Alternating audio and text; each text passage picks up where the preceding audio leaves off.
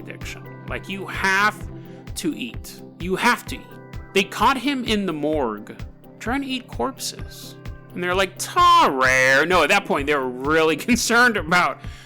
So the end of his hospital stay, the end of all the experiments ends like this. Tarare's in the hospital. And he's probably sitting there and he has like an odd-shaped lump in his stomach. I don't know if that's true. But okay, let me try and stick to the fact. The fact of the story is... The fact of the story is Tarare is in the hospital. And it was a fully functional hospital. So they had like the bloodletting ward and the morgue and other stuff going on there, including a maternity ward. Oh wait, this baby wouldn't be there because this baby was 14 months old. But they did have a maternity ward. So, not the maternity ward because this baby's too old. This baby's graduated. The baby's there for some checkup. French measles. They want to make sure the baby doesn't have French measles. So... But one day the mom's like, here, baby, 14-month-old baby, I'm going to set you down on this chair while I read this old-timey wood carving magazine. So she's like getting splinters reading this wood carving magazine. And she turns back, baby's gone. Baby's gone. Now, I don't know if that exact sequence of events happened either. The point is that Tarare was in a hospital and a 14-month-old baby went completely missing. They never, ever found the kid. And they didn't go, oh, Tarare. This time, they're like, that dude ate a baby. That guy straight up ate a baby. And he took off. He ran out. That's the end of that story. I was like, there has to be another answer. It has to be that they found the baby later. But from all accounts, he ate a living baby, which isn't far from the other stuff he's done. We know he's eaten live cats and live dogs.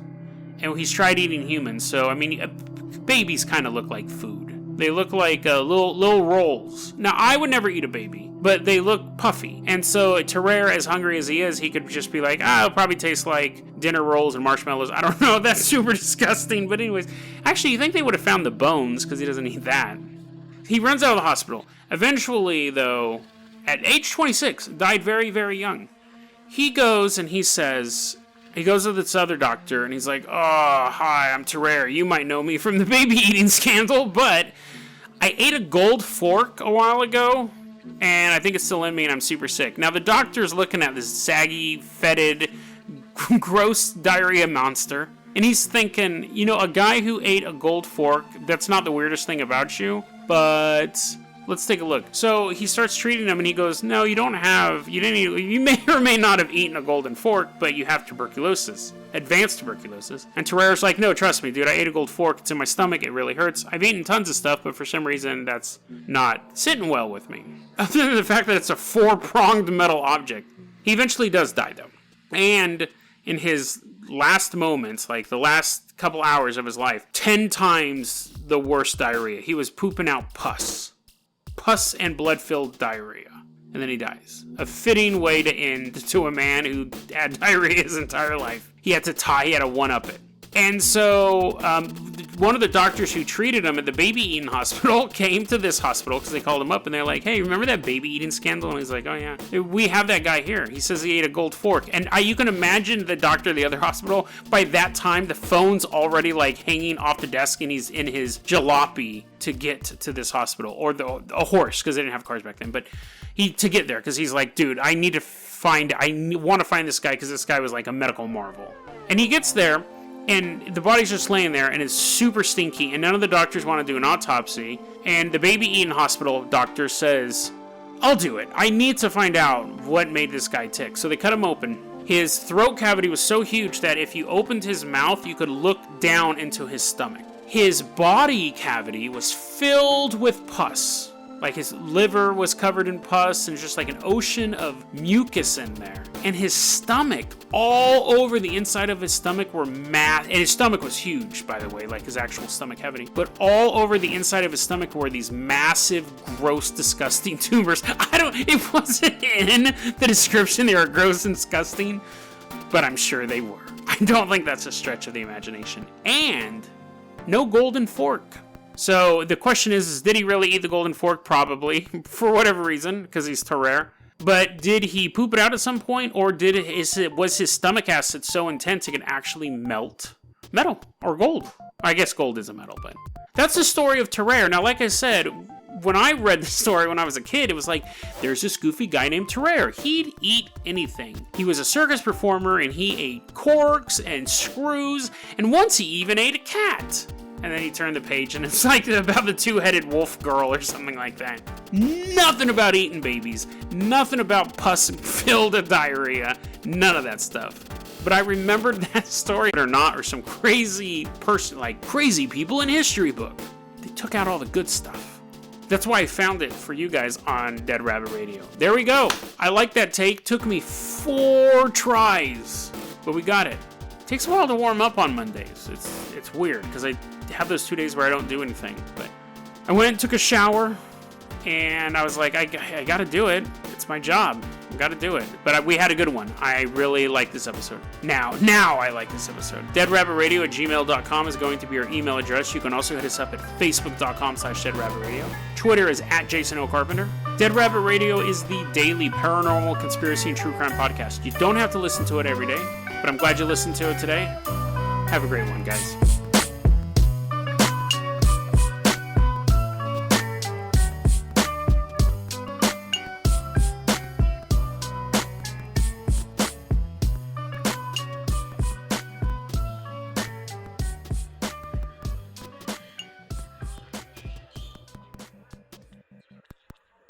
Hey everyone, welcome back to another episode of Dead Rabbit Radio Classics, where we listen to a past episode with a new intro. Actually, in this case, we're going to do a new outro. I'm going to do a little intro here. You can listen to the episode, and then if you want the behind-the-scenes stuff, it's at the ending. You can fast forward to the ending if you've already heard the episode, but I realized I was originally trying to record it all as an intro, and I was giving a bunch of stuff away. So for people who haven't listened to the episode yet, it's a really good episode. It was suggested by my Patreon supporters, Cole and Danielle, so thank you very much. If you've already heard the episode, you've heard it multiple times, jump to the ending. If you haven't, I recommend listening to the episode. It's a great episode. We'll discuss it at the end, because I was giving too much stuff away. Are there Nazis on another planet? And then we take a look at the unique take of the Mormon Church and its view on Bigfoot today on Dead Rabbit Radio.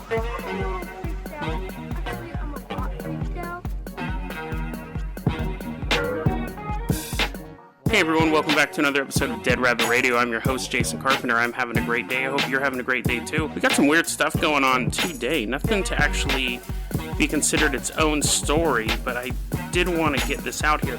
First off, YouTube is down. I imagine that YouTube will be up by tomorrow, if not before then. But of course, people are freaking out, and they're like, was something uploaded to YouTube and they had to shut down the entire site to prevent the masses from seeing it? Unlikely, possible, but unlikely. It most likely is some sort of technical issue, but we're going to have an open mind about it. We're going to keep looking at it. You know, and also, I wanted to touch back on this too. We never heard more about the Sunspot Observatory and the janitor who was downloading child porn. That was it. Like, that's public information. When you arrest somebody for that, unless they're cooperating with the police to wrap up like a ring of other predators, that should be public information. We haven't heard anything more about that. So I'm gonna do some more research on that. I just was looking at something today about that, and I was like, okay, this is getting fishy. Like, at the time I go, well, maybe it's a legit thing, but we still have no more information on this janitor, at least that I've seen. So we're gonna look into that. I did want to start the story off with this. Now, you know that I don't like to do political stuff unless it becomes a conspiracy thing. And I actually have a conspiracy theory about what's going on right now, and I don't have much proof. Just have a hunch. There is, about a couple days ago, at least we heard about it a couple days ago, 3,000 immigrants left Honduras and began making its way up through Central America, and their goal is to either stop in Mexico or come into the United States. And there's already the photos of like hundreds of people, like, you know, waving flags and stuff like that. And they tried to block him at the Honduras border, but they just let him through. They're like, we can't do this.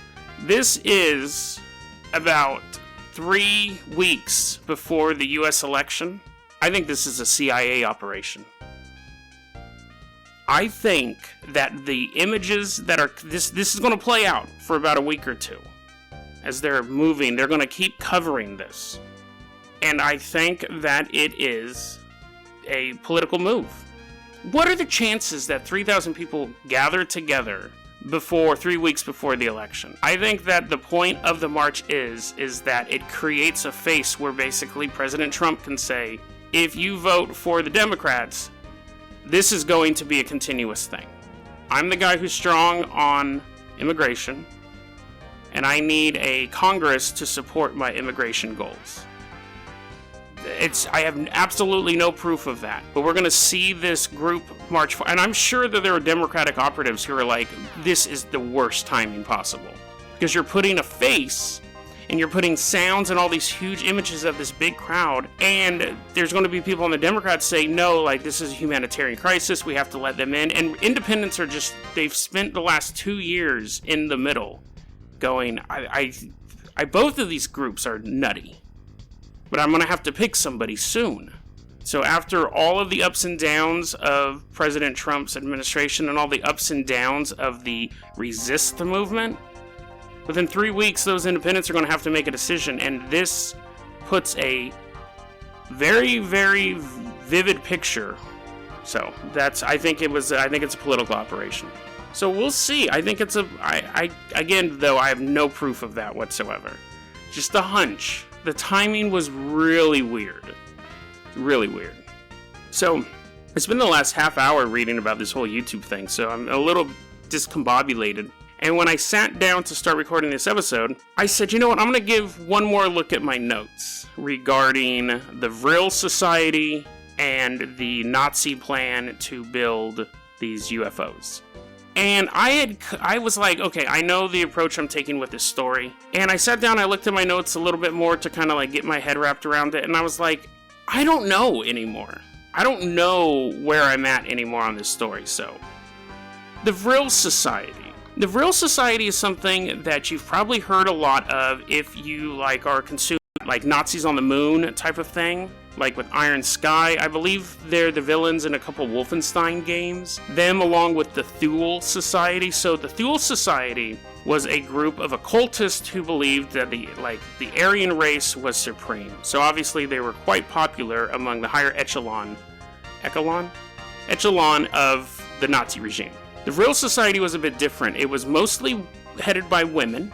And they believed there was this substance called Vril. It was basically like an unlimited energy supply that you could find, and you could use it to power your weapons. Vril might actually have even been in... No, they used the Cosmic Cube in Captain America. But anyway, so it's this fantastical thing that I had always heard about as a kid, researching like weird stuff. I heard about the Vril Society and the Thule Society and the Nazi UFOs and all of that stuff. And so I go, you know, I'm going to take a look at this. I think that might be a good subject for the podcast. So, here's the gist of it. You have the Vril Society, and you had its leader, Maria Orsic. And she was this famous medium. In 1919, she claimed to have received a blueprint into her brain, and it told her the technical data for building a flying saucer. So in 1919, she's like, and like now she knows how to build a flying saucer. And it talks about like she gets these visions of Vril, which it was already kind of known of before that, but this was kind of her big thing. So she knows that they need Vril to power it, and she knows where they should go in case, you know, things don't work out well. A little bit of foresight on her part, to Aldebaran. Not Alderaan from Star Wars, but there's a real star system called Aldebaran, with a B, 68 light years away. So anyways, she became very popular among the Thule Society and high-ranking Nazis. Hitler actually, I didn't know this, Hitler kind of frowned upon occult practices altogether. He was just kind of like, whatever, like, I'm glad he talks like a valley girl, but you know, he just didn't really care for much about religion in general. He saw it as like an unnecessary distraction for his leadership, but they were doing it, so he's like, whatever guys, like whatever, like I got other stuff to do. So he goes in the other room, and I imagine they're like playing with the Ouija board in their full-on Nazi regalia. So Maria meets with Rudolf Hess, who's a high-ranking in the political party of the Nazis, and he's like, whoa, you can, like, this